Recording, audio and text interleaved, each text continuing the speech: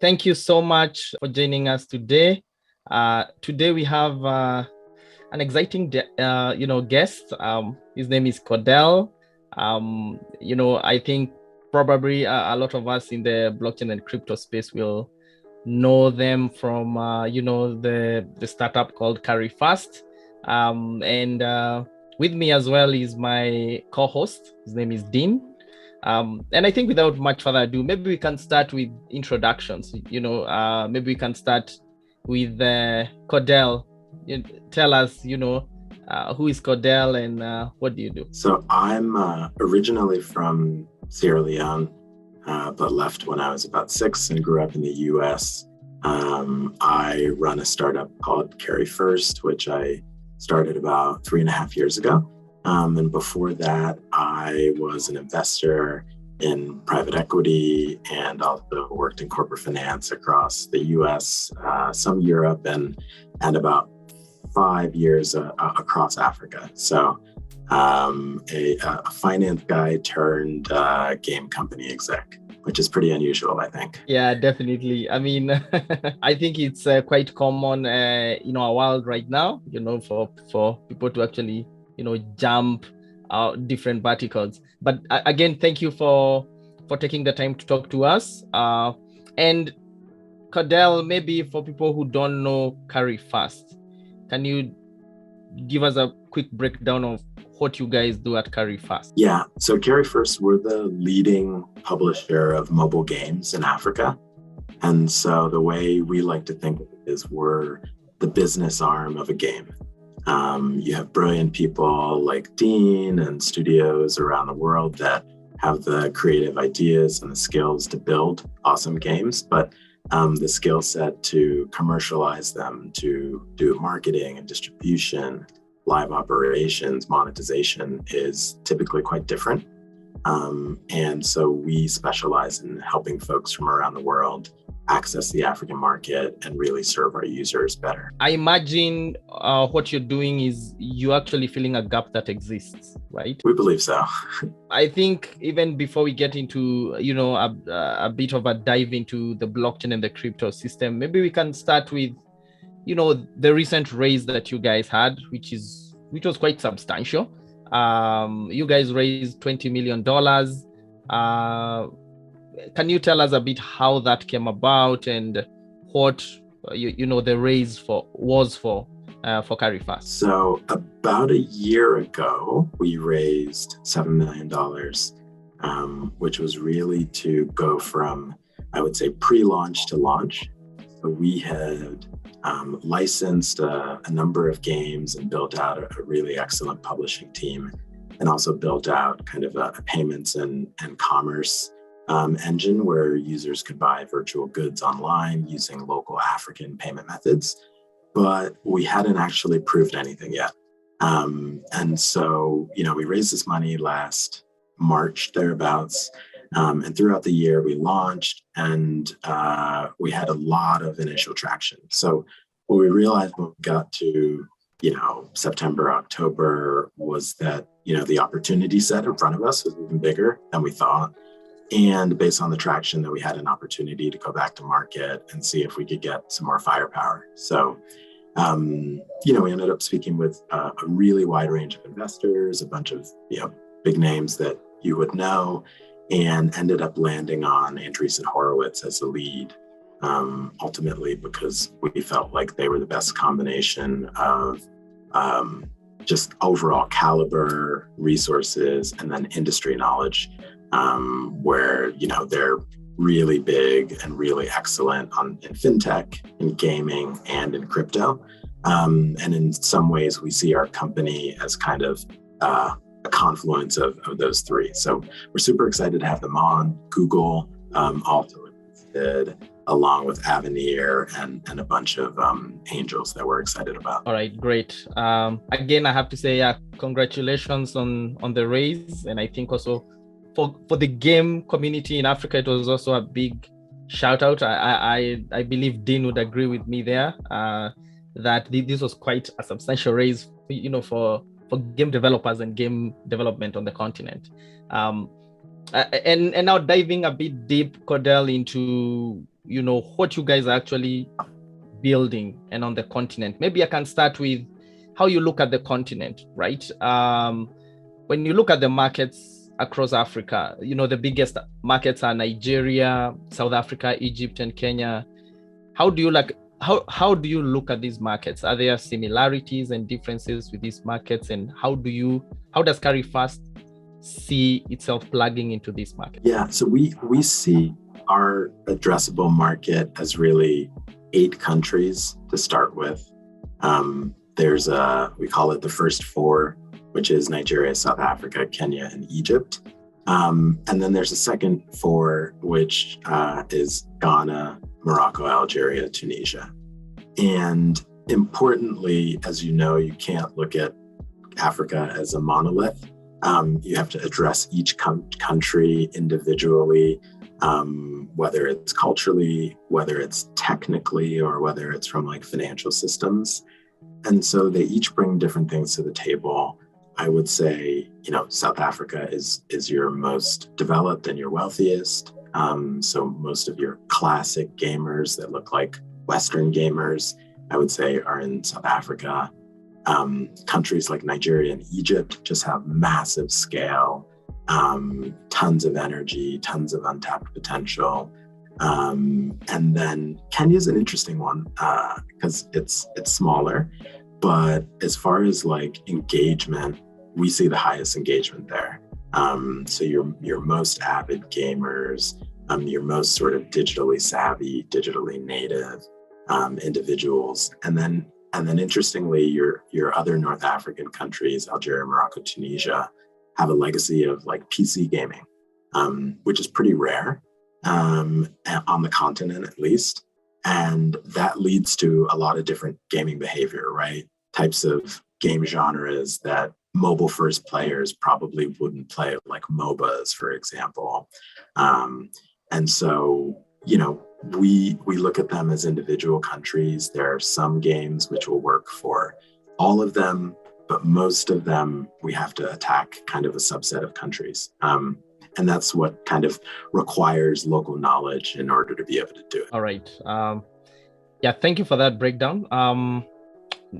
Now, before we even continue the discussion, I would like to ask a personal question, Cordell. I mean, what's your 3 favorite games, in no particular order? In no particular order. So I would say on mobile, my favorite game would be Clash Royale.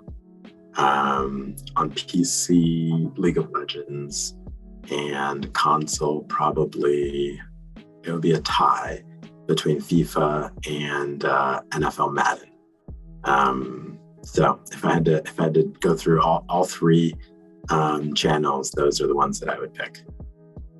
All right. Would you consider yourself a PC gamer, a console gamer, or what kind of a gamer would you call yourself? Well, look, I run a mobile gaming company, so I'm officially a mobile gamer now through and through. All right, definitely. Now diving just slightly a bit away from gaming. Now you're obviously looking to build Web3 games, like you mentioned. Are there specific chains that you're looking to collaborate with in building these Web3 games on? So with regard to Web3, we're going to do a combination of things like we do in free-to-play. I think part of it will be partnering with studios that are building games and helping them with go-to-market. And then part of it will be, in select cases, ideating and developing our own games. And I would say from a chain standpoint, on both sides of the house, we want to be as agnostic as possible. And, there are a number of different sort of pros and cons to different ones. And we don't know which ones are going to really take off on the continent yet, to be completely honest. And so what we want to do is build or work with folks that are building for interoperability. And so, there are benefits to, Solana with regard to like speed and and costs. Obviously, Ethereum has like the deepest NFT and like DeFi reach. I helped to, I'm a venture partner for a Cardano ecosystem accelerator across Africa, so I have to give them a shout out as well. But really, we try to be interoperable because you don't really know where things are going given how quickly the space is evolving. Dean has some questions for you around gaming. So Dean, go ahead. Yeah, I think it's definitely interesting what you've just said about interoperability. It's so early, it's so difficult to figure out who's going to be the largest or most significant player in about 3 to 5 years. And I think that speaks to the overall challenge with Africa. As far as challenges and opportunities, other than figuring out who to partner with, from the developer standpoint, you've partnered with developers from across the world, not just African. What are the challenges you see in them figuring out Africa, or African devs figuring out Africa, so to say? Yeah, I would say the biggest challenge that people probably are not focused on is technical accessibility. I believe that the biggest gap between Africa and the rest of the world as far as gaming adoption is really around devices and connectivity and the types of games that can be played well in our environment. As you know, a lot of folks are on Android devices and lower end Android devices, which have limited storage, oftentimes limited battery life, and they're quite sensitive to data usage. And so, you know, if you're playing or if you're building games for an iPhone 13 in South Korea or the United States, that game more than likely is not going to be able to be played well on the streets of Nairobi with I won't name the brand, right? And so the biggest challenge is building games that everyone can enjoy. And where we get involved in co-development is where we see a gap in that. There's a genre or a specific theme that we just don't feel like there's a version of it that is built compatible for the bottom 1.5 to 2 billion smartphone users, sort of socioeconomically around the world. And I think that's really the biggest challenge. Okay, awesome. And by extension, you see opportunity in that, in being able to focus on that. Oh, 100%. If you can basically use like technical capabilities and accessibility as a competitive advantage, you can find a way to help service users that can't be serviced, and they'll play with you. So I give the example, right? Let's say you're playing a shooter and you have the three of us, you have 3 friends. We get to choose between 2 games that one of them is going to be our go-to, which we play every weekend and compete. One of them, all 3 of us can play because it's made for lower spec devices. And the other one, only you 2 can play. Which game are we going to pick? Yeah. Right? Yeah. I pick the one where all 3 of us can play. And it doesn't matter if the other one is a little bit shinier, if the graphics are a little bit better, if they have more esports and community. Ultimately, in social games, you play the game that all your friends can play. So we think there's a really big opportunity there. Awesome. And I think in connection to the opportunities, usually figuring out financing, especially for developers. I'm sure this is a conversation that has been beaten up so many different ways, but do you have any interesting insights you've garnered over the last maybe year or 2, figuring out, new financing models or the most effective financing models for developers on the continent, especially? Look, it's really hard for studios to get financed. I'll just say that up front, if it's not already obvious. I think studios tend to look for investors, and investors are very, very, I would say, cold-hearted, right? They want to see the metrics. They want to know that the game is already in a commercially viable state before they put any dollars at risk. Yeah. And so it's very difficult for you to ultimately fund yourself in the early stages before you get there. And so I think there are two potential solutions that we think about and that we work on. So one is in the early stages, thinking about alternative sources like incubators, for example. So this year we ran the first sort of phase of a partnership with a big publisher called Crazy Labs. It's had over 4 billion installs.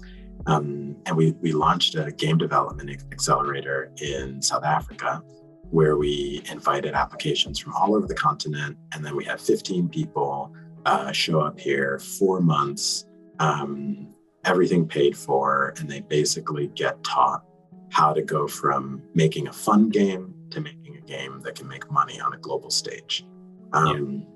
Games that they develop that reach the performance thresholds, Crazy Labs publishes on a global basis, and we publish in Africa, right? So that is very different from saying I'm sit in my room, or I'm going to work with my friends, and we're going to make something amazing, and then we'll show it to you later.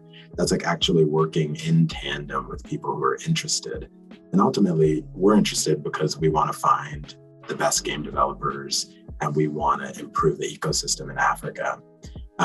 So that's one model. And then the other model, if you're a little bit more established, is the publisher model. Publishers are like investors that understand you and that have operational resources. And so it becomes a little bit less of a purely financial negotiation or discussion, and a little bit more of a, how can we work together and how can we get this game to market? So I would definitely look for like accelerators, incubators, and friendly publishers before going to, cold-hearted investors. And I say cold-hearted, I used to be one. We all have our mandates, Yeah, I mean, to be fair, it is a ridiculously difficult thing to deploy capital. It is really difficult to guarantee a return. And I think most developers, most creatives don't really understand that side. That yes, you're passionate, yes, you're excited about it you're building, but it's really difficult sometimes to see how you're going to make a return on that. So you've made a very interesting journey from financing to trying to get finances. I wish you the best with that. It's definitely not an easy journey. But then at the same time, you've been able to see a lot of growth over the last, let's say, about 4 years in blockchain games globally. Of course, Axie Infinity being the leading one, with Yield Games being the best, quote unquote, guild. You've probably done a few case studies on the Philippines and what they've been able to do there. What excites you about that, and maybe bringing that into Africa? I've definitely done a few case studies and gotten to know the founders at both Axie and YGG, and are fortunate to have some of them as investors in our company. Look, I think there are a few things that I can take away from the success that they've seen. One is that ownership and tokenization can make games a lot stickier, a lot more meaningful for anyone. And that's regardless of where you are in the world. The ability to know that what you are grinding for or what you're purchasing, that you own it, that it's unique, and that you can actually exchange it for value, adds another dimension. That's pretty cool. It's not the only thing, because I think games are fun first, but it adds a cool dimension that I think can enhance games. The second piece, which is much more relevant for Africa, is that in places where you have people who have more time, intelligence, and energy than they have formal work opportunities, they can actually make a living or supplement their income by playing games. And that is a very, very powerful driver that moves beyond play, which I do believe is a fundamental human need, but it moves into how do I feed myself? How do I grow my career? And how do I derive like a sense of self-worth? And so being able to take games beyond sort of a learning tool, a social tool, and a fun tool, and have it then be economic tools is really, really powerful. And I believe that like play to earn gaming, and I believe that blockchain more broadly has more relevant use cases in Africa than anywhere else in the world. And I believe that very, very, very firm. Awesome. David, can I just do my last one and then you continue? Is that okay? Yeah, sure. Go ahead. Okay, awesome. The strength of having guilds and how guilds are such a good player acquisition vehicle. There are barely any that exist on the continent. I'm sure you've thought about starting one or trying to bring international players here. What tips will you give to anyone who's thinking of starting a guild, especially the international players thinking of starting one in Africa? There are a few popping up, and I think there will be even more that pop up over time. I think there's relatively low barriers to entry to starting a guild, but ultimately, I believe that, in order to win, it's really important to have a few things. And again, I kind of look to the Philippines and what like YGG did. So one is like education first, right? Your players and your prospective players have to understand how to play the game, why it's meaningful, all of the ins and outs around blockchain to the extent that there is friction in onboarding into the game. And so you have to kind of educate players that this is real, it's not a scam, other people have done it, provide social proof and those kinds of things. And in our geography, social proof is really, really important. Most things that people buy or engage in come from someone they know. Even your airtime, probably you have a guy, on the corner that you go to and you top up. And so social proof is really important. And then again, I think you can't underestimate the importance of technical accessibility. How are people getting NFTs? What wallets are they using? How do they off-ramp from games? Because, you earn a bunch of value in a game, but what can you do with it? Can you eat it? Can you buy, airtime or data with it? And so I think education's important. And then I think about what are the tools that we can build, whether it's Carry1st or other players in the space to help ease the onboarding and the off-ramping into real world value for players. Okay, awesome. Thanks for the opportunity, David. Thank you so much, Cordell, for the great answers. All right, great. Yeah, thanks, Dean, for those game developer questions, spoken like a true game developer. Yeah. I think for me, Cordell, just circling back to blockchain games and what's happening. Of course, you mentioned that you truly believe in these games truly impacting the continent. You've mentioned a few things about the gaps that are there. What else do you feel for the average person here in Nairobi on the ground, they're trying to build?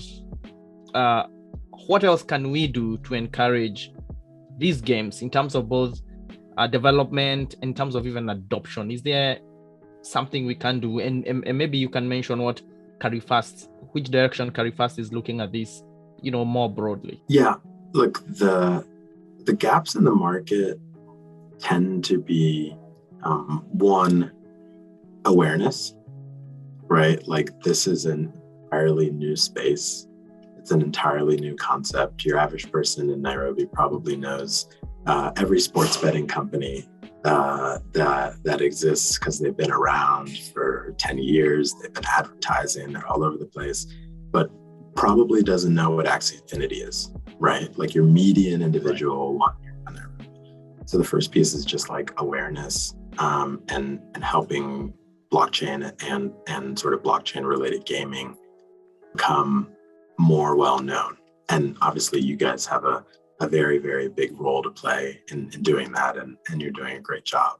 And then I guess the second piece is just community, gaming, period. And I would say more broadly, blockchain, DeFi, crypto tends to be quite community based.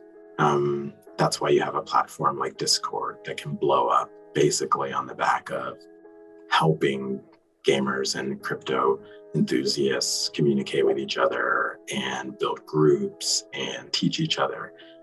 It's just a lot more open. And the more we can build community around these things, the more we'll see adoption, and the more interesting use cases we'll see as people move from consumers of these things to producers, right? Because ultimately what we want to see is like our African brothers and sisters being leaders in developing the next set of applications on the blockchain. So I think that's what I would say generally. As far as what Carry1st is looking to do, we're evaluating a lot of things, but I think one, we definitely want to be a go-to-market partner for blockchain games in the region. That may or may not look like a traditional guild. It probably won't. But there are a lot of tools that we have that extend very naturally from free to play into helping to scale blockchain games in the region. And then the second piece, which I touched on, and I think is really important, is helping people who have earned crypto or bought crypto or received it in some way to be able to get real world value from it without having to take massive losses in conversions, and gas fees, and so on. And so this is where our shop comes in. So we have a basically like an e-commerce top-up shop where you can go and buy any virtual good that pretty much that you can imagine. So from basic essentials like airtime, data, electricity, to entertainment vouchers, like you can top up your Tinder account if you need to like get up your love game and get Tinder Gold. And then importantly, you can buy in-game vouchers in order to be able to play the games that you want. So there are two things we're thinking about there. One is if we want to have a platform where you can buy every virtual good that you ever wanted, NFTs fit squarely into that remit. And so we're starting to basically build the capabilities to be able to sell NFTs online in our shop, where you can use local currency, locally relevant payment methods, and basically be able to secure the NFTs that you want, whether they're for cosmetic purposes, whether you're a collector, or whether you need that NFT to go play your favorite game. And then the second piece is on the back end, when you've earned a bunch of SLP or whatever it is, you can't eat SLP, right? We want to, as part of our payment mechanism, to integrate a wider range of blockchains or cryptocurrencies so that people can basically pay for virtual goods using crypto. We already have over 10 chains integrated with 50 different wallets, but those are much more traditional coins, right? Bitcoin, ETH, and so on. But we want to expand that to gaming tokens so that you can play your game, earn your tokens, come to our shop, and then buy whatever you want. So trying to basically kind of smooth out the process for gamers. Actually, talking to, some young players, and I think the same thing came up. What's the practical benefit of what, they're earning from these games, and what can they use? So I think definitely Carry1st, I think you're actually solving a solution there, a practical one, I have to say, for Africa, and, as we wind up, Cordell, I always like to go back to game developers, people like Dean who are building on the ground. It's not easy to be a game developer on the continent. It's very competitive on a global perspective, right? Maybe any words of advice, sage advice to people who are really, trying to build and they want to be like Carry1st, at least be able to build games or game solutions like you. what would be that sage advice to game developers on the continent? That's a tough one, because there are a lot of different angles to take. I would say, look, from a functional standpoint, release early, make sure you have some kind of analytics integrated, and track your game in the real world, right? The beauty, particularly of mobile, is you can load up a Facebook ads account, you can buy 1,000 users, and you can see what they do. Don't spend a year in the lab cooking up something that you think is perfect, only to bring it to market and realize that no one cares, right? Spend a month, mock up something, go get 10,000 users, and see what they do, and then iterate. That's the difference between commercial game development at scale, which basically uses data, and soft launches. There will be games that are soft launch for a year, because they're just testing with users and making changes and testing and iterating. So from a functional standpoint, that would be my biggest piece of advice. And then more generally, I would say for any entrepreneur, I think the biggest thing you have to figure out is how to manage yourself, right? Manage your psyche, and basically maintain your physical and mental health, because entrepreneurship is hard, definitionally. It's rocky, there are ups and downs, and it really is a big challenge. So you are your company, right? Whoever is investing in you or believing you are backing you. So you've got to take care of the asset. You've got to sort of protect the asset as you go. So those are the two things I would say. Right. Awesome. Thank you for that sage advice. So for people who want to, work with you as Carry1st, how can they reach out and how can they go about that? Yeah. So people can submit games on our website, Carry1st.com. You can always reach out to us on LinkedIn as a company, or anyone at our company. I will probably be the slowest to respond. So if you want to respond, you should probably reach out to someone else immediately. And then importantly, I think everyone should check out our shop, shop.carry1st.com.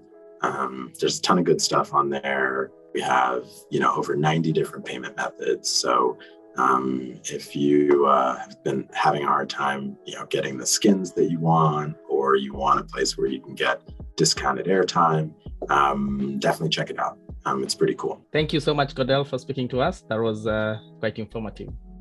And thanks, Dean, as well, for co-hosting with me. Thanks for having me.